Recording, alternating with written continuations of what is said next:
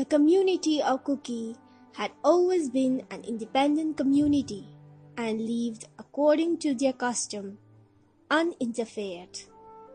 When British came into the light, many things changed. For instance, land revenue was imposed with the introduction of Hill House tax, possession of one gun every 10 houses, and if any extra guns were found, it was confiscated. This gun rule was most resented by the Kuki community. Forced labor was one among many which the people revolted the most. Even when it was more or less abolished in the valley, it was still prevalent in the hill areas, and the need to stop it once and for all was deemed necessary. And thus, the 2-year-long Anglo-Kuki War was fought from 1917 to 1919.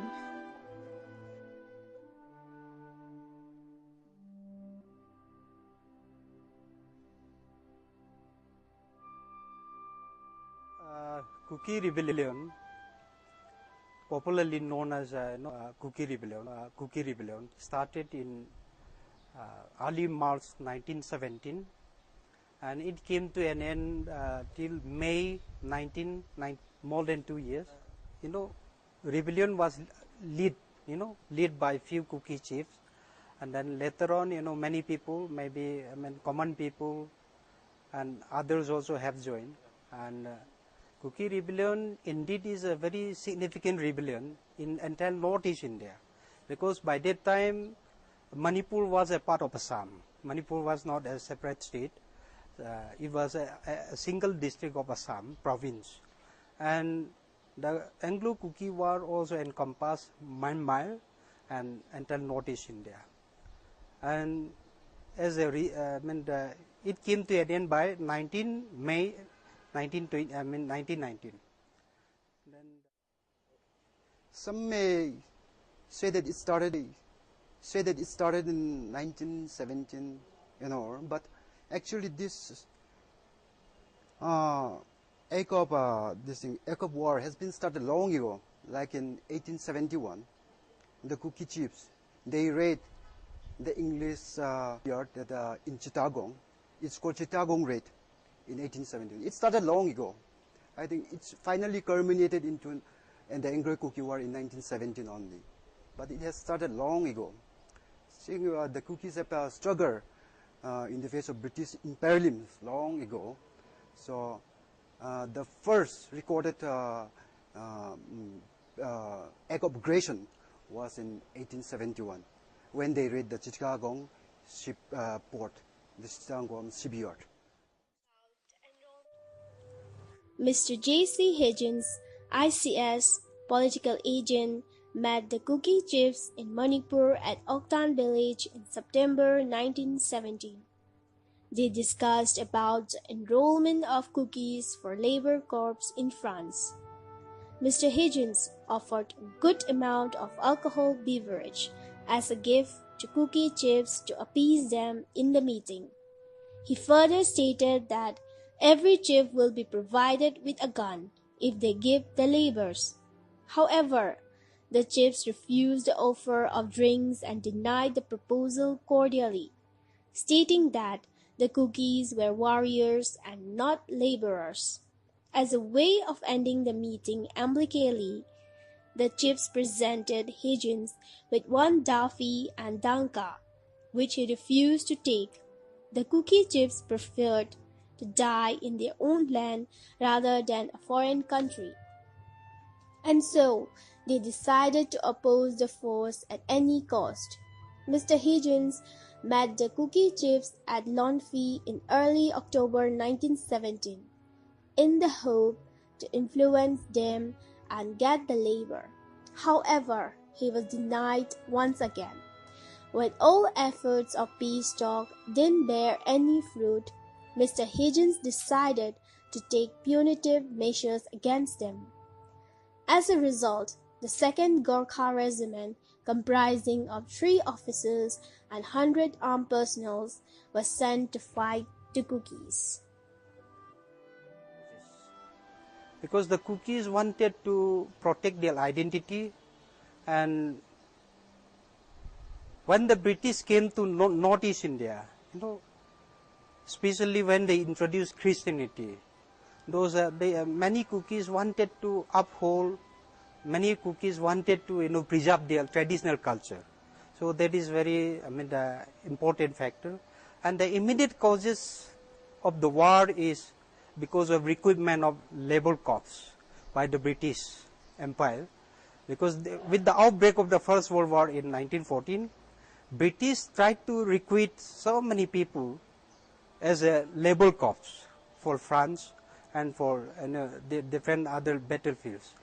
And in India as a British Empire, they wanted to recruit 50,000 labor corps from India, and Manipur they are going to contribute 2,000.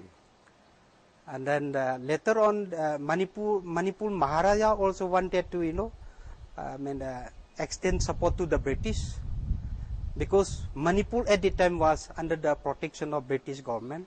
So they want to serve their master, but the Kukis chiefs, they strongly oppose this, and therefore labor corps become a very important causes. Immediate causes for the Anglo-Kuki war is the labor corps. Then soon after this, a series of conclave or peace meeting were held between the Kuki chief and the British at several places. Mention can be made of Jampi, Talolong, Chasat, Aisen, then Lungja, and so many villages. A series of meetings were held, and in all these meetings, the Kukis unanimously opposed the idea of labor corps. So they sent a message to the extent that if any village send coolies or labor corps for the British, then we will take action even to them. So there was there. So since early March 1917, the Kuki started protesting against, the Kuki rebel against the British policy of recruiting labor corps, and this phase, which we can call non-violent phase of protesting the British government, came to an end with the burning of Lonpi on 17 October.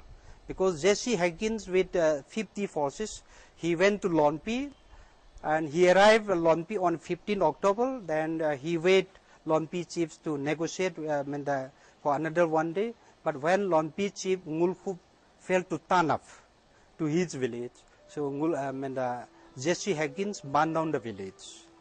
And then following the burning of Lonpi, again the Kukis have a number of meetings, and one of the largest conclave of the Kuki chiefs was here at Chasat, where 150 Kuki chiefs from Manipur and also from Myanmar came together and take decision to fight the British.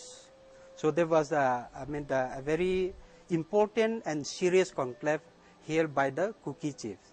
Then on 28th November, the meeting was here in the last part of, if we look at Marshall's report, it was here in last part of November and early part of December. So within the first week, or it was here on either first week or last November of 1917.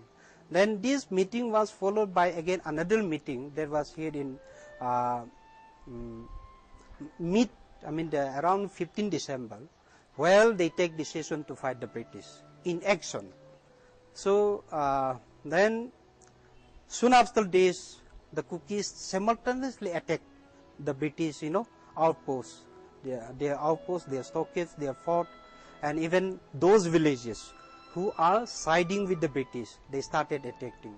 And one incident is on 19 December, about four Manipuris from Moirang, Kumbi and area, and Loikhai chief and southern Kukis, they started taking Ithaitol on 19 December. Then even on 2021 also the Cookies, the Cookies started attacking the British at several places, and on 25th December, government of British India had declared, officially declared war on the Cookies on 25th December 1990.